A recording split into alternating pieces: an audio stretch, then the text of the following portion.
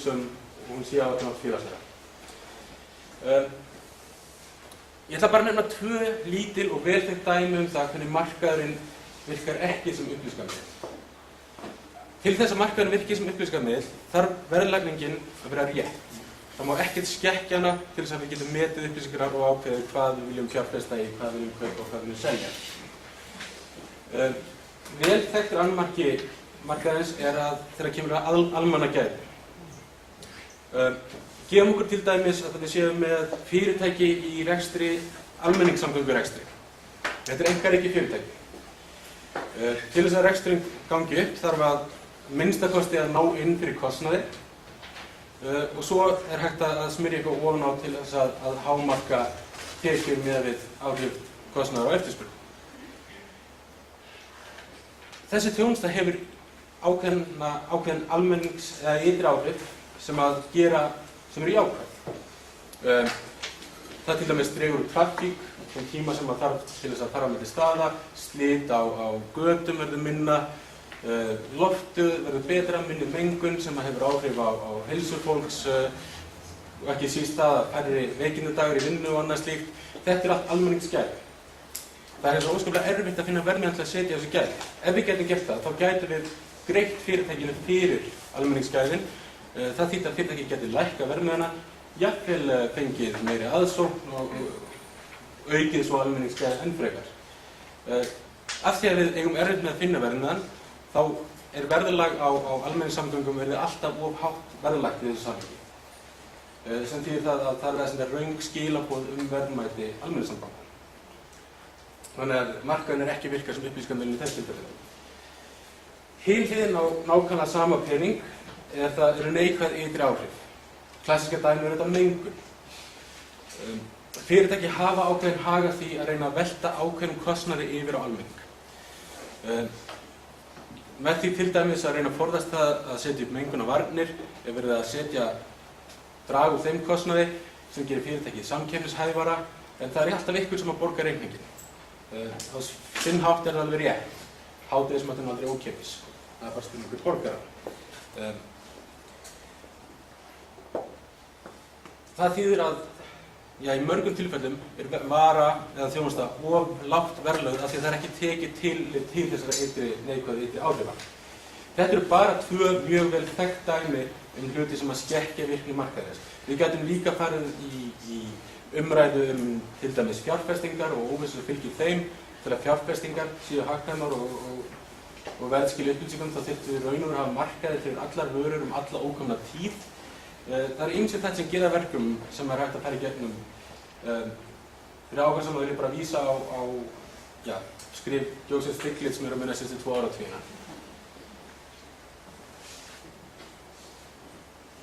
Til þess að reyna að draga þetta saman, síðast ég vera að fara að kassa á hálftímann.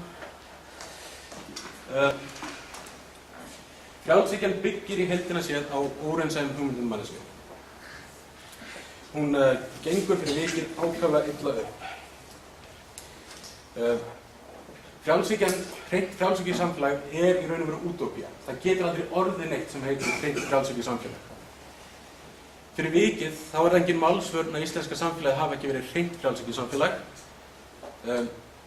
Vandamálið var ekki það að við færum alla leið, vandamálið var að fórum samt og langt. Jafnvel þó að frjálshyggjan byggði að traustum forsendum, þá það enga síður svo að það eru gallar á markaðnum, hann ekki að virka sem fullkomið upplýsingakerfi. Fyrir vikið þá hefur enga ástæðu að ætla að hreint markaðssamfélag, hreint frjálshyggjusamfélag myndi virka eins og talsmenn frjálshyggjunar telja það myndi gera. Þetta alls ekki rök fyrir því að markaðar séu yfir höfuð vondir. Þessi gallar á markaðnum ekki rök fyrir því að leggja niður markaðsbúskap yfir höfuð. Markaðar mjög góð leið til að takast á mjög marga hluti. En þetta ástæða hins vegar til þess að efast niðurstöður Hayeks það að gefnum hans íhaldssömu forsendum sé markaðurinn enga síður besta leiðin til að skipuleggja samfélagið. Og þetta líka ástæða þess að velta þess að sér hversu stórt hlutverk ættu við markaðnum og hvort það sé ekki þá aðrir mekanismar eða önnur tæki sem við getum notað. Til þess að ljúka þessu þá held ég á endanum að lexía kommunismans og frjálshyggjunnar sé nokkuð eins og sama. Í báðum tilfellum var reynt að taka eina hlið mannsálarinnar og upphefjan og gerin að undirstöðu heillar samfélagsgerðar. Manneskjan hins vegar miklu flóknari en þetta. Við erum öll eigingjörn, en við erum öll, við séum öll sjálfselskar félagsverur. Við eigum okkar mómenta sem eru gráðum, við erum líka þeim mómenta sem eru örlát og nægjusur. Það einhvern veginn þessi meðvitundu það að manneskjan hafi ekki bara eina vídd sem þarf að liggja til grundvallar þess þegar við erum að byggja upp samfélag. Og það eins og við erum til dæmis að reyna að gera núna í kjölfarið bankarinnar. Takk fyrir.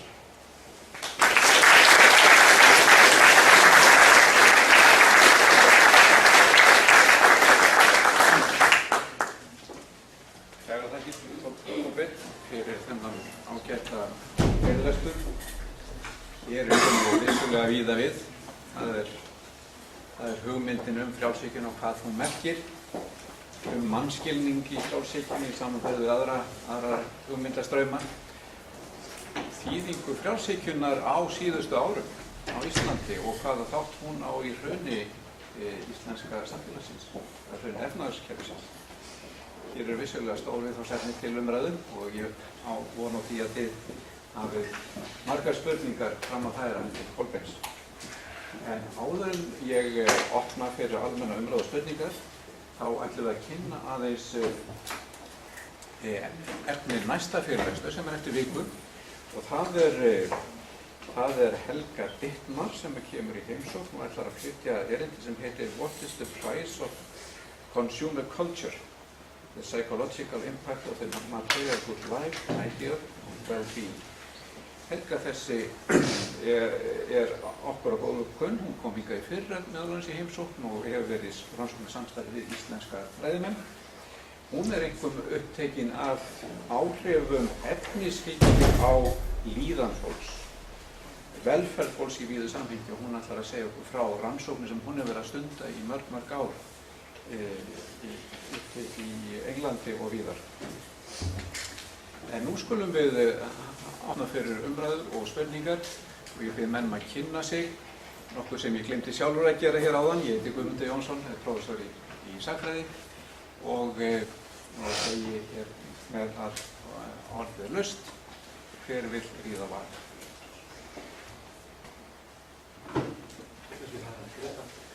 Komið sæl, Ingimar Karl heiti ég, þakka þér fyrir erindi, það var mjög skemmtilegt. Það skemmtileg orðasmíð er dólgrafrjálshyggja.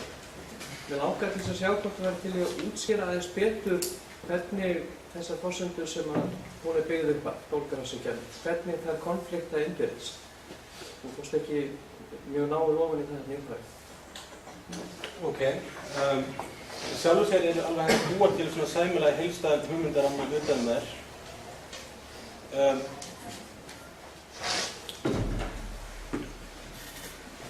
Hins vegar, ef við skoðum þessi mörgafskrifu Miltons Friedmans, þá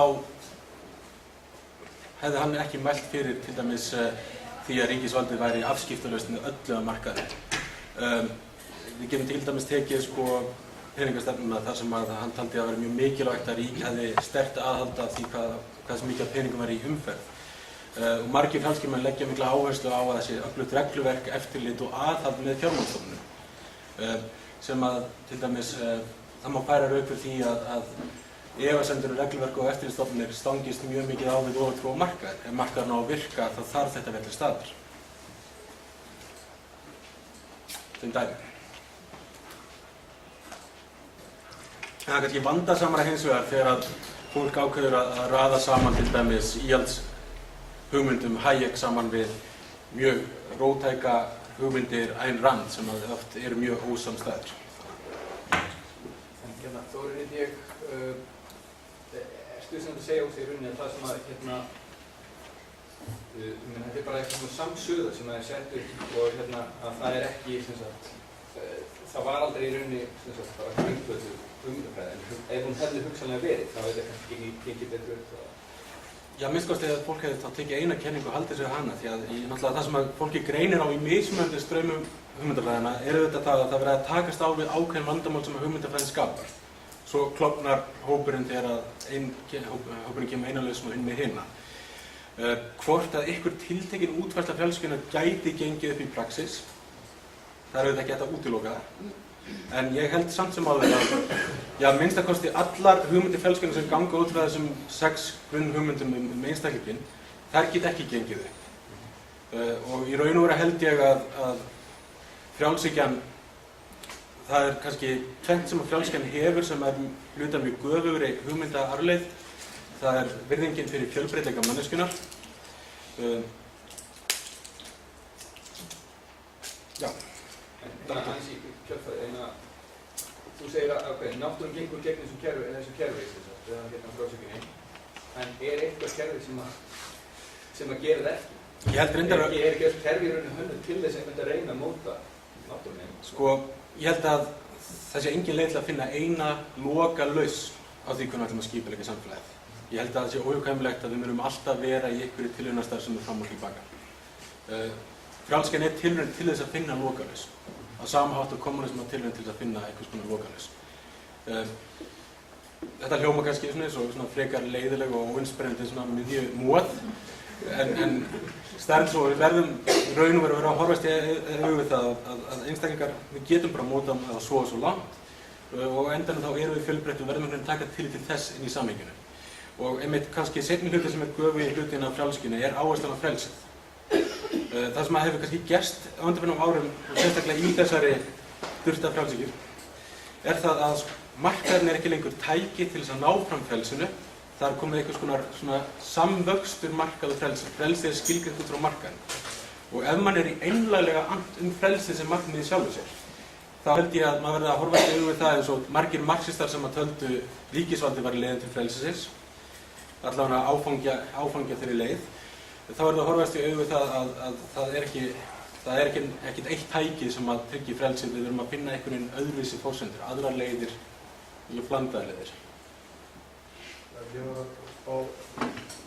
finnst vera svolítið samsvörum milli þessara ímyndar komna neytanda sem frjálsíkjan gerir ráð fyrir, og síðan þess sem ekki stjórnmálafræðingar óska sér sem er hinn fullkomni kjósandi.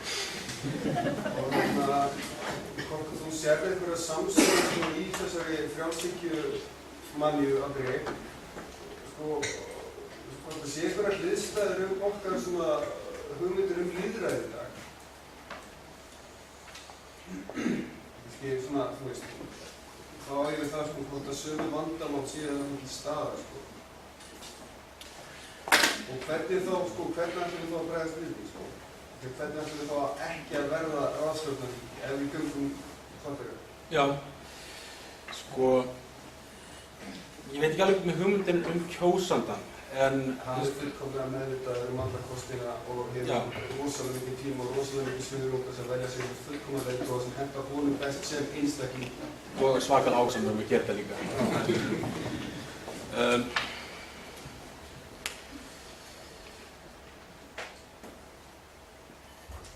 Það er náttúrulega, þannig að komum við akkurat á hina hliðina. Það er kannski vandamál